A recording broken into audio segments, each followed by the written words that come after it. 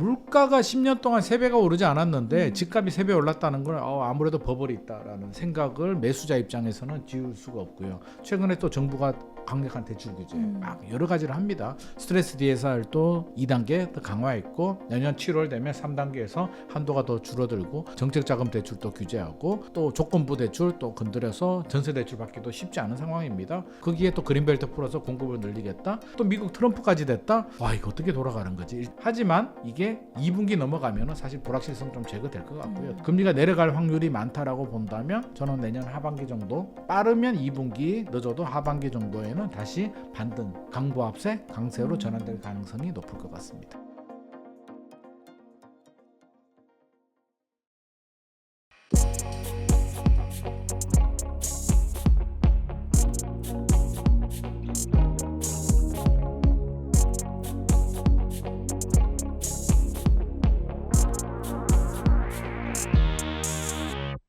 안녕하세요. 인터뷰 진행을 맡은 카프카입니다. 오늘은 김인만 대표님 모시고 부동산 시장에 대한 이야기 나누어 보도록 하겠습니다. 대표님 안녕하세요. 안녕하세요. 네. 김인만입니다. 네, 간단하게 인사 부탁드립니다. 안녕하세요. 김인만 부동산 경제연구소 대표 김인만입니다. 이렇게 자주 불러서 진심으로 감사드리고요. 한 달 사이에 또 여러 가지 이슈들 많은 일이 있었죠. 많은 일이 있었습니다. 한 달이 굉장히 긴 시간인 것 같습니다. 네, 요즘 그 공인중개사가 문을 닫을 정도로 거래량이 줄었다. 시장에서 이런 이야기들이 많이 나오고 있더라고요. 실제 현장 분위기는 어떤가요? 저는요. 문 안 닫고 버티는 분들이 정말 대단하다. 야, 이거 어떻게 버티냐? 뭐 이런 생각이 사실은 듭니다. 뉴스만 보면 뭐 거래량이 뭐 많이 늘어났다. 뭐 이렇게 나오는데 사실 그건 7월 거래량, 7월, 8월 거래량만 보면 사실 많이 늘어나긴 했습니다. 서울 기준에서 7월 거래량이 9천 건이 넘었거든요. 9천 건이 얼마나 대단하냐면 우리 2020년 이후에 넘버 3에 해당되는 거래량. 2020년, 2021년이었나요? 16,000건이 하나 있었고 11,000건이 하나 있었고 그 다음에 이번에 9,000건이 가장 많은 거래량을 기록을 했습니다. 자, 이 숫자만 본다면 중개사들 먹고 살만하네. 뭐 그냥 계약서 도장만 찍으면 수수료 뭐 0.7% 뭐 이렇게 받으니까 네. 좋네라고 생각을 하는데 막상 통계를 보면 실제로 올해 1월, 2월 거래량은 뭐 1,000건, 2,000건 정도였고 최근에도 3,000건대로 내려왔는데 서울이 25개 구거든요. 그러면 3,000건을 평균으로 나눠버리게 되면 실제로 몇 달 동안 한 번도 계약을 못한 곳들이 수두룩합니다. 그렇죠. 근데 가만히 있으면 유지가 될까요? 임대료도 내야 되죠. 뭐 실장들도 월급도 줘야 되죠. 유지비 들어가기 때문에 실질적으로 마이너스고요. 우리가 아는 것처럼 그렇게 쉬운 직업이 아닙니다. 저는 추천하지 않습니다. 만약에 제 자녀가 공인중개사를 하겠다라고 하면 저는 일단은 말릴 것 같습니다. 왜냐하면 우리가 아는 것처럼 돈을 그렇게 쉽게 버는 것 같지는 않습니다. 우리가 하면 이제 보는 거는 그거잖아요. 집 한번 보여주고 내가 묵은 의뢰하면 집 한번 보여주고 계약서 도장 찍고 수수료 입금하고 야, 이렇게 쉽게 돈 버는 구조가 어딨나 라는 생각이 드는데 그 과정 계약서에 도장을 찍기 위해서 접수도 받아야 되죠. 광고도 해야 되죠. 집주인한테도 매물 접수를 받아야죠. 집을 보여주는데 한번 보여주면 계약이 될까요? 아니죠. 1번, 2번, 3번 10명, 20명의 손님한테 보여줘도 계약이 안 될 수도 있고 될 수도 있고 그 과정에서 또 중간에 끼잖아요. 집주인은 돈을 많이 받고 싶죠. 그렇죠. 매수자는 돈을 적게 받고 싶죠. 네. 서로 다른 산을 바라보고 있는데 서로 당겨요. 왜? 이게 내가 게임에서 밀리는 순간 매수자 입장에서는 돈을 더 올려줘야 되고 집주인은 돈을 내려줘야 되기 때문에 서로 지기 위해서 팽팽한 줄다리기를 하는데 그 중간에 공인중개사가 껴있단 말이에요. 그리고 욕도 엄청 먹습니다. 왜냐하면 우리가 살아가면서 돈이 안 걸리면 참 다들 좋은 사람이거든요. 네. 친구도 마찬가지고 지인들도 마찬가지고 돈이 안 걸리면 다들 너무나 좋은데 돈이 걸리면 친구한테서도 사기를 치고 여러 가지 일들이 생기는데 그 전 재산이나 다름없는 부동산을 거래하는 중간에 공인중개사가 있단 말입니다. 그래서 실제로 정신노동이 굉장히 좀 심하다. 그리고 잘 되는 곳 양극화입니다. 만약에 10곳의 중개사가 있다면 아마 돈을 좀 번다 하는 곳들은 아마 제가 볼 때 한두 군데밖에 되지 않고 한 3개, 4개 정도는 뭐 현상 유지 정도 하고 한 4개, 5개 정도는 실질적으로 적자를 보는 곳들이 많이 있습니다. 그런데 예전처럼 기본적으로 이제 거래가 잘 되면은 괜찮은데 최근에 이제 뭐 7월, 8월이 한 6천 건 정도 됐으니까 7, 8월은 괜찮은데 이게 3천 건대 정도로 내려와 버리게 되면 실제로 굉장히 좀 힘들다라는 말씀 드리고 싶고 이게 또 시대 흐름이 좀 달라요. 예전에는 동네 공인중개사를 찾아갈 수밖에 없는데 네. 최근에는 프롬테크 해가지고 또 다양한 업체들 직거래 요즘 당근에서도 또 많이 그렇더라고요. 부동산 거래를 네. 한다고 당근이 다 해먹어요. 그러니까 당근이 해먹을수록 결국에는 중개사들이 설 시장은 더 줄어들게 되고 저는 시대 흐름을 보게 되면 앞으로도 더 힘들어질 것이다. 이게 사실 중개사들도 좀 노력을 해야 되는 게 뭐 제가 이렇게 말씀드리는 이유는 저도 이제 라이센스가 있기 때문에 이렇게 자신 있게 말씀을 드리는데 왜냐하면 좀 노력을 해야 됩니다. 스스로 좀 서비스 질도 올려야 되고 사무실 자체도 요즘 시대가 변하는데 옛날 방식, 옛날 복덕방처럼 작은 방 하나에서 내 전재산이나 다름없는 수억 원의 계약을 그렇게 한다? 사실 요즘 잘 맞지 않습니다. 그래서 중개사들도 규모도 키워야 되고 서비스 질도 올리는 노력을 좀 해야 될 것 같습니다. 그런데 왜 이렇게 거래가 안 되는 건가요, 요즘? 요즘 왜 거래가 안 되냐고요? 자, 우리가 거래라는 건요. 집주인이라고 생각을 해보고 네. 제가 이제 집을 사려는 매수자, 매도자라고 한다면 우리가 서로 의견 일치를 봐야 되잖아요. 그럼 거래라는 게 되는데 지금 의견 일치가 보기가 실질적으로 우리 이렇게 하자라는 게 쉽지 않아요. 네. 집주인들은 가격을 올리고 싶고 매수자들은 가격을 내리고 싶은데 이 의견 일치라는 게 둘 중에 한 명은 약간 손해 아닌 손해를 봐야 되는데 매수자 우위 시장이냐 매도자 우위 시장이냐에 따라서 이제 달라집니다. 어느 한쪽이 확실히 이기면 거래가 돼요. 예를 들어서 제가 매수자다. 매수자 우위 시장이라고 한다면 가격 내려. 어차피 안 팔리는 거 내가 시키는 대로 해. 가격 내리면 거래가 돼요. 그렇죠. 아니면 반대로 매도자 우위 시장이다. 야 가격 올려. 사고 싶으면 사고 싫으면 말어. 살게요. 지금 안 사면 안 돼요. 거래가 돼요. 그러니까 올라가든지 내려가든지 어느 한쪽이 기울어지게 되면 거래가 되는데 지금은 서로가 아쉬울 게 없다. 뭐가 아쉬울 게 없냐면 자 매수자 입장 제가 매수자라고 하면 매수자 입장에서 생각해 보게 되면 굳이 지금 사야 될까? 단기 급등에 대한 피로가 한강 벨트 지역들도 7, 8월에 전고점 뚫었습니다. 네. 엘스도 27억이 전고점이었는데 28억 뚫었고요. 헬리오시티도 23억 8천이 전고점이었는데 24억 뚫고 전고점을 뚫었다? 매수자 입장에서 생각해 보면 우리는 집을 기대감 때문에 사잖아요. 네. 올라갈 것 같은 기대감. 지금 비트코인 왜 사요? 막 올라가잖아요. 트럼프 네. 당선되니까. 도대체 뭐가 달라진 거지? 비트코인이 뭐 실적이 좋아졌나요? 미국 주가는 왜 올라가지? 미국 기업이 갑자기 좋아졌나요? 그냥 좋아질 것 같은 기대감이잖아요. 그렇죠. 기대감에 베팅을 하는데 그러면 엘스 예를 들면 자 28억이 전고점이다. 집주인들은 28억에 매물을 내놓습니다. 나는 28억에 사면 얼마가 가야 내가 손해보지 않고 이익을 볼까요? 아니 돈 벌려고 하는 거잖아요. 그렇죠. 내가 실수요자라도 내려가는 집을 하고 싶지 않잖아요. 28억이 5년 후에도 28억이면 내가 본전을 한 건가요? 손해를 본 건가요?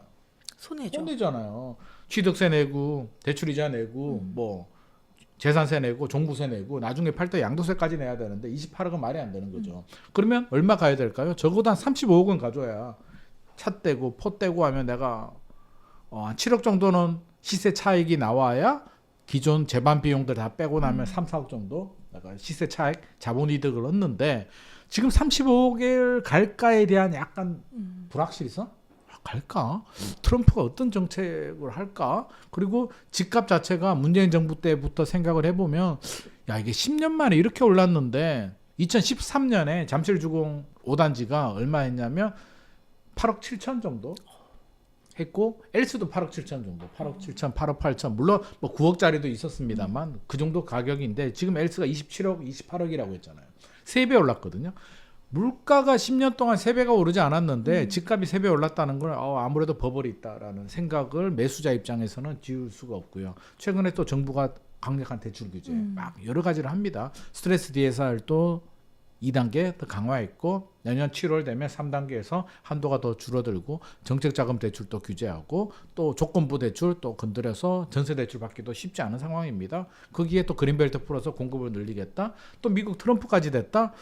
와 이거 어떻게 돌아가는 거지? 일단 모르겠다. 발 빼자. 비가 올 때 가장 좋은 방법은 일단 천막 밑에 들어가서 비 그칠 때까지 기다린다라는 전략이고 집주인 입장에서 생각을 해보자고. 그럼 지금 가격을 내려야 될까요? 내릴 이유가 없죠. 내가 왜? 굳이? 지금 비가 오는 거 맞아. 비 그치겠지 뭐. 비가 뭐 계속 올 거야? 라는 생각을 집주인들이 가지고 있잖아요. 그에 따른 근거가 있죠. 트럼프? 트럼프가 우리나라 잡아먹어? 라는 생각도 가지고 있고, 기본적으로 서울은 또 입주 물량이 절대적으로 부족하잖아요. 입주 물량 지금은 마침 올림픽파크 포레온이 12,000세대가 물량이 나옵니다. 그게 뭐 올림픽파크 포레온의 전세 월세 가격이 뭐 잘 떨어지지 않는다라고 하는데, 주변 지역을 보면 영향을 주긴 줍니다.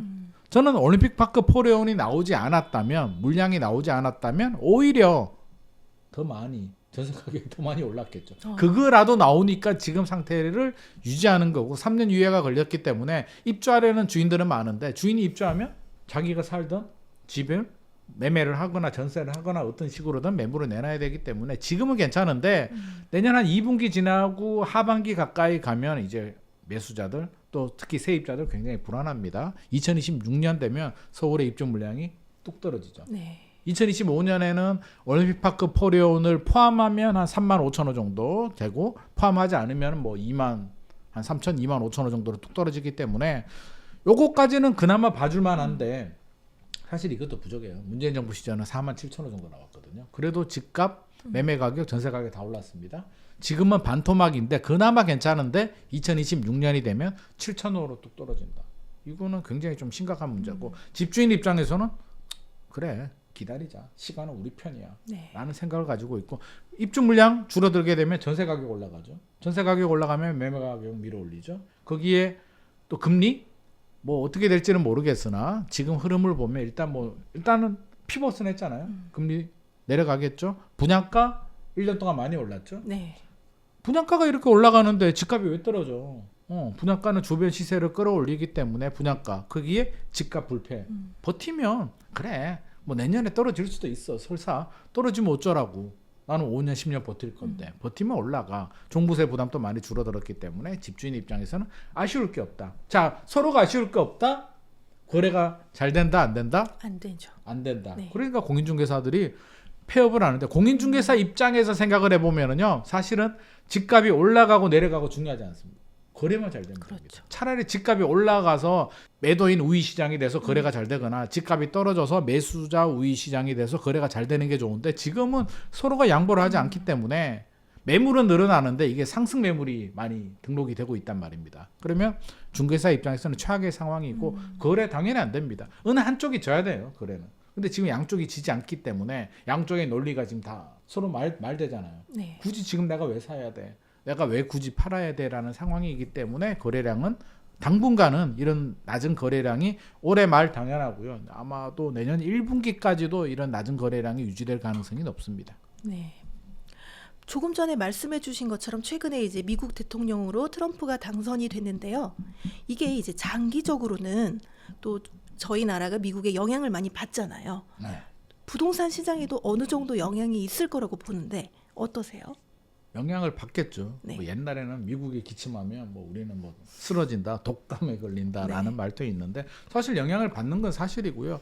최근에도 이제 트럼프가 당선이 되면서 미국에서는 이제 비트코인도 올라가고 증시도 올라가고 난리도 아닌데, 그걸 바라보는 우리 입장은 약간 좀 뭐라 그럴까, 약간 좀 찹찹한 마음. 야, 이거 우리는 어떻게 되지? 라는 생각인데, 일단 기본적으로 우리가 전제를 깔 수가 있는 게, 뭐 예상을 할 수가 있는 게, 강달러 고금리가 좀 우려가 된다라는 이야기를 많이 합니다. 환율 문제가 되고요. 환율이 계속 이렇게 문제가 되면 결국에는 자금 유출이 또 발생할 수도 네. 있고, 우리 경제 입장에서는 굉장히 좀 안 좋죠. 그리고 이제 트럼프의 대표적인 경제 정책을 두 가지를 꼽으라고 한다면, 하나는 관세, 두 번째는 세금 감면. 네. 미국 내부의 사정입니다만 이 두 가지를 볼 수가 있는데, 바이든 정부 같은 경우는 어떻게 했냐면, 반도체 기업들 이제 리쇼어링이라고 하죠. 자국 산업을 보호하기 위해서 들어오라고 하는데 보조금을 줬습니다. 당근을 줬죠. 야, 당근 줄 테니까 우리 땅에 와서 공장 좀 지어줄래? 삼성, 하이닉스 들어와 돈 좀 줄게. 사탕은 안 해서 줬단 말이에요. 네. 트럼프는 어떻게? 사탕을 왜 주니? 사탕 안 주고 우리는 그냥 때려버릴 거야. 너희들 우리한테, 우리 시장이 미국이 큰 시장인데 우리한테 너희들 수출하려면 내가 관세 때려버린다. 관세 안 맞으려면 니들 우리 안에서 지어.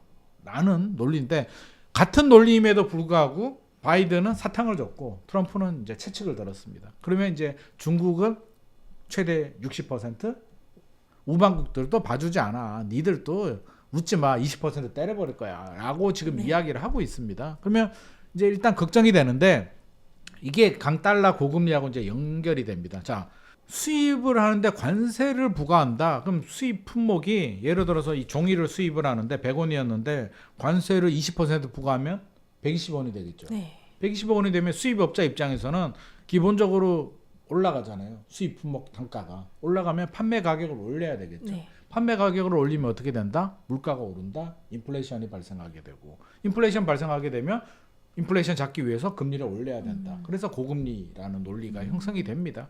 아, 미국이 겨우 이제 금리 좀 내려서 피벗해서 금리 내려가려고 이제 시동 걸고 이제 엑셀레이터 한 번 밟고 두 번 밟았는데 더 이제 쭉 치고 나가야 되는데 야, 이게 다시 또 금리가 올라간다. 우리 입장에서는 상상하기 힘든 그렇죠. 최악의 상황이 발생할 수도 있습니다. 할 수도 있고 뭐 관세 부과도 마찬가지죠. 아니, 관세가 아니라 미국의 세금 감면도 마찬가지입니다. 35%에서 21%로 트럼프 이전 있을 때 이제 내려줬는데 이게 일몰이거든요. 2025년에까지만 21%인데 트럼프는 연장할 가능성이 높습니다. 이게 관세를 계속 연장하게 되면 재정 적자, 미국의 재정 적자가 뭐 1조 뭐 몇천억 달러잖아요. 이게 저는 뭐 이제 조 넘어가면 계산이 안 돼가지고 도대체 아니 1조 원도 아니고 1조 달러면 도대체 얼마나 되는 재정 적자가 있는지 사실 밝혀진 게 그 정도인데 굉장히 심각한 문제이기 때문에 여러 가지 이야기가 되는데 이런 것만 보면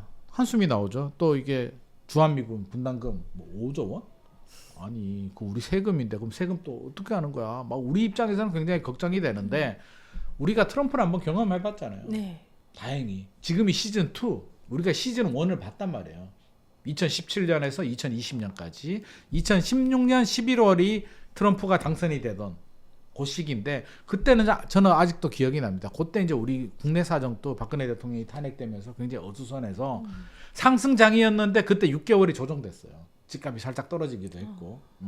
그러다가 이제 불확실성이 제거되면서 2017년 5월 문재인 대통령이 당선이 되면서 집값이 올라가는데 물론 트럼프도 불확실성이 제거가 됐는데 트럼프 시즌 1 때를 생각해 보면 실제로 고금리가 아니었어요. 금리가 오히려 더 떨어졌어요. 국채 금리도 떨어졌어요. 왜 이렇게 떨어졌을까? 아니 관세 그때도 관세 부과했거든요. 높은 관세를 부과했는데 왜 도리어 금리는 더 떨어졌을까 생각을 해보면 자 관세를 부과하죠. 수입 품목이 올라가죠. 기업들은 판매 가격을 올려야 되는데 못 올려.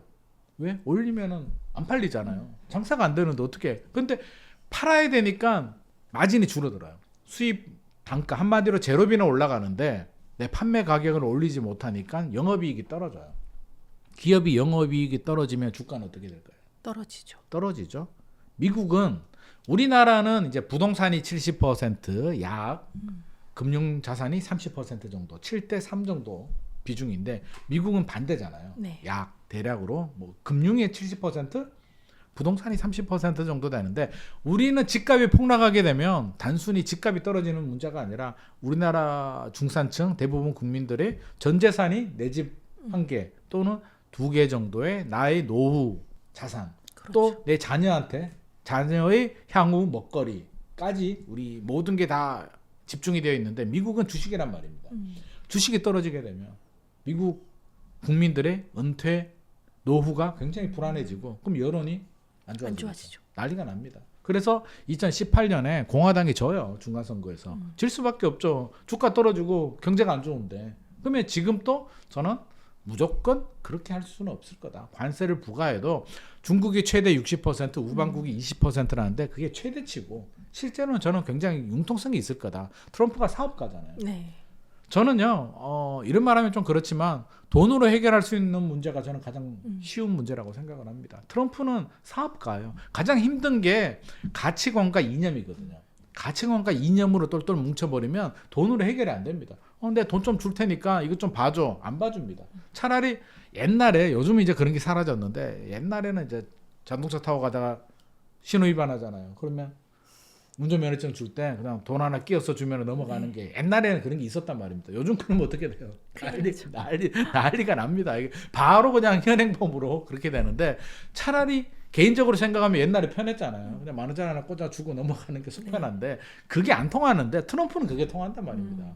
윤석열 대통령이 트럼프한테 이제 축하 연락을 했는데 첫 마디가 그거였죠. 조선. 트럼프는 알고 있어요. 아, 미국이 지금 뭐가 필요하고 한국한테 내가 얻어야 될 게 뭐고 쟤들한테 내가 줘야 될 게 뭔지를 정확히 알고 있단 말입니다. 미국이 조선업이 부족하다, 한국은 조선이 강하다, 중국한테 손 벌리기 어려우면 한국 조선의 기술력이나 여러 가지를 지원을 받아야 되는데 야, 좀 줘? 라고 하면 우리가 그냥 줄까요? 안 주죠. 그럼 어떻게 해야 될까요? 그 카드가 있잖아요. 네. 관세 카드도 있고 주한미군 분담금 카드도 있잖아요. 그게 이제 협상장에 올라갑니다. 그러면 야, 5조는 좀 그렇고 내가 한 5천억? 1조 정도 할 테니까 니들 조선 좀 다른 거다 지원 좀 해주고 반도체 내가 확 때려버리려다가 봐줄 테니까 좀 해줘봐 하는 기본 테이크는 충분히 가능하기 때문에 저는 트럼프는 그리 협상이 가능할 것 같습니다. 그러면 우리가 걱정하는 것처럼 뭐 엄청난 일이 생기지는 않을 것 같고요. 단 1월 10일에 트럼프 취임이잖아요. 네. 취임인데 취임한다고 해서 바로 이제 모든 게 다 되는 건 아니기 때문에 1분기까지는 불확실성, 우리 시장에서 안좋아하는 시장에서 좋아하는 거는 기대감. 지금 기대감 때문에 비트코인도 오르고 하잖아요. 그게 다 기대감이지. 불확실성은 어떻게 될지 모르는 불확실성. 지금 주식도 마찬가지지만 부동산 시장도 불확실성이 덮쳤기 때문에 내년 1분기까지는 뭐 작전 수정입니다. 저는 설까지 봤는데 트럼프가 당선이 되면서 1분기까지는 불확실성이 좀 더 길어질 수도 있겠다. 하지만 이게 2분기 넘어가면은 사실 불확실성 좀 제거될 것 같고요. 트럼프가 우리 잡아먹지 않습니다. 그리고 이제 최근에 단기 급등에 대한 피로감에 대출 규제의 영향에 또 뭐 그린벨트 풀어서 공급도 하고 트럼프까지 겹쳤기 때문에 집을 사려는 매수자들은 발을 빼고 집주인들도 호가를 올리지는 않고 일단 매물 내놓고 지켜보는 입장인데 내년 2분기 빠르면 2분기 길어도 하반기 정도 넘어가게 되면 결국에는 또 2026년에 입주 물량 줄어들게 되고 전세 가격 올라가게 되고 분양가 쉽게 안 떨어지게 되고 금리도 물론 트럼프가 금리를 결정하는 건 아니잖아요. 그렇죠. 하지만 뭐 어떻게 됐든지 간에 금리가 올라가면 최악의 상황이고 금리가 내려갈 확률이 많다라고 본다면 저는 내년 하반기 정도 빠르면 2분기 늦어도 하반기 정도에는 다시 반등 강보합세 강세로 전환될 가능성이 높을 것 같습니다. 그렇다면 저희가 2025년도 부동산 시장에서는 관심 갖고 지켜봐야 될 지표들은 뭐가 있을까요? 일단 여러 가지가 있는데요. 첫 번째는 이제 우리가 거래량이 굉장히 중요하잖아요. 일단 거래량 지표를 좀 살펴는 봐야 될 것 같습니다. 2023년, 2024년에 이제 같은 흐름을 보였어요. 1분기는 약세, 2분기부터 회복세 해서 상승으로 갔다가 3분기 넘어가면서 좀 조정이 되다가 4분기 때 약세가 2023년, 2024년에도 이어졌는데 저는 2025년에도 이런 비슷한 모양새가 될 것이다. 적어도 1분기는 약세, 2분기부터 조금씩 거래량이 늘어나다가 3분기 거래량 정점 찍고 또 살짝 너무 많이 올랐나? 단기 급등에 대한 피로감 또 살짝 조정이 되는 데칼코마니가 한 번 더 벌어질 것 같습니다. 왜 이렇게 되냐면 계속 상승을 할 수가 없냐면 지금이 아직 완벽한 상승장에 진입하지는 않았습니다. 제가 항상 강조하는 게 나무만 보지 말고 숲을 봐라 라고 제가 항상 강조드리는 게 2015년에서 2021년까지 상승장이 마무리가 됐고요. 2022년부터 지금 조정의 터널인데 조정장의 특징이 이제 등락을 거듭하는 겁니다. 올랐다 내렸다 올랐다 내렸다인데 이게 굉장히 긍정적인 역할을 해줍니다. 우리 바다 보면 파도 치잖아요. 파도가 쳤다가 밀물 설물 하면서 오염물질도 제거해주고 여러 가지 역할을 해주듯이 부동산 시장도 등락을 거듭하는 이 보합 구간이 버블을 제거하는 구간이기 때문에 2020년, 2021년에 버블이 있었잖아요. 사실 많이 꼈는데 저는 지금 한 반 정도는 제거가 됐다. 이렇게 말하면 무슨 소리야. 지금 그때 가격이 뭐 떨어지지도 않았는데 무슨 제거대라고 하는데 안 떨어져도 시간이 지나면 제거가 됩니다. 우리 화폐 가치가 떨어지잖아요. 네. 그러면 이미 2020년, 2021년하고 비교해 보면 이제 한 달 정도 있으면 이제 2025년 되잖아요. 네. 벌써 5년? 4년, 5년이 지났는데 4년, 5년 동안 내 월급이 올랐다 안 올랐다? 올랐죠. 올랐잖아요. 어떤 식으로든 뭐 대기업은 더 올랐을 수도 있습니다만 물가가 많이 올랐어요. 2020년에 김밥 가격과 지금 김밥 가격 엄청 많이 올랐어요. 많이 올랐죠. 네. 아파트 분양가는요. 아파트 분양가도 벌써 몇 올랐죠. 퍼센트야. 1년 만에 서울은 35%, 수도권 경기도는 25% 정도 올랐기 때문에 1년인데 4년 5년 전하고 비교해 보면 우리 로또 뭐 이런 분양들 나오잖아요. 네. 줍줍 2020년 2021년에 분양한 아파트들 분양가 보면 깜짝 놀라거든요. 지금보다 30% 이상 많이 저렴합니다. 네. 그렇게 바라본다면 그때 가격이 유지만 돼도 그때는 오버슈팅이 돼서 버블이 이 정도 있었다면 지금은 상당히 많이 줄어들었다. 실제로 더 많이 떨어진 지역들은 더 많이 줄어들었는데 신고가 얘기는 이제 한강벨트 얘기예요. 강남 3구, 마용성, 또 강동구, 동작구까지 이야기고 그걸 벗어나면 아직도 전고점 회복되지 못한 곳들 꽤 많이 있습니다. 그렇게 바라본다면 버블이 제거되고 있고 이 제거되는 과정이 2025년 2026년 정도까지 제거가 된다면 저는 이제 상당히 제거는 됐다라고 생각을 합니다. 그러면 우리가 생각해야 될 게 제 예상처럼 흘러갈 수도 있고 제 예상이 틀릴 수도 있잖아요. 네. 야, 이거 트럼프 뚜껑 열었더만 불확실성은 제거가 됐는데 또 다른 불확실성이 생길 수 있죠. 금리가 올라간다. 아니, 이제 피벗했는데 또 올라가? 그러면 어떤 생각이 들어요? 야, 이거 한 번 올리고 끝날까? 만약에 미국이 금리가 다시 올라간다라고 하면 언제 얼마나 올라갈지 모르잖아요. 이게 또 다른 불확실성이잖아요. 그렇죠. 이렇게 되면 2차 하락이 있을 수도 있습니다. 근데 우리가 주의해야 될 점은 2차 하락이 오면 저는 이게 마지막 조정 구간의 마지막 하락이다. 그러면 기회를 잡아야겠죠. 2차 하락의 특징이 1차 하락 때도 그랬지만 한 6개월 정도 단기간에 고점 대비 30% 정도 하락을 합니다. 그러면 한 번 더 하락을 오면 우리는 어떻게 해야 된다? 그때 기회로 여겨야겠네요. 기회로 얘기하죠. 이게 마지막 기회입니다. 1차 하락 때는 우리가 놓쳤잖아요. 네. 사실 놓치는 게 정상이 이게 단기간에 하락이 왔고 어떻게 진행될지 모르는 불확실성 때문에 떨어지는 칼날을 잡기는 굉장히 어렵습니다. 떨어지는 칼날을 잡는 사람은 경험이 많은 투자를 많이 하신 분들이거나 자금력이 있는 다주택자들이나 가능한 거지 일반적으로 내 집 마련을 생각하는 무주택자들이 떨어지는 칼날 잡기는 어려운데 두 번째 떨어지는 칼날은 우리가 전략적으로 좀 잡을 수도 있겠다. 그래서 떨어지는 칼날을 잡든지 떨어진 걸 보고 들어가도 됩니다. 그래서 2차 하락이 왔을 때는 기회를 놓치면 안 되겠다. 그래서 우리는 두 가지 시나리오를 다 생각할 수는 있는데 잘 넘어가는 경우는 한 2년 정도 더 등락을 거듭하는 조정 구간이 끝나면 다시 상승으로 전환될 상승장으로 전환될 수 있기 때문에 내 집 마련 필요하신 분들은 하셔도 되고요. 2차 하락이 왔을 때는 그 기회를 좀 더 빨리 당겨서 좀 공격적으로 하셔도 됩니다. 그래서 어떤 경우든지 저는 내 집 마련은 1순위다. 네. 미션 임파서블. 미션이라고 생각합니다. 네. 알겠습니다.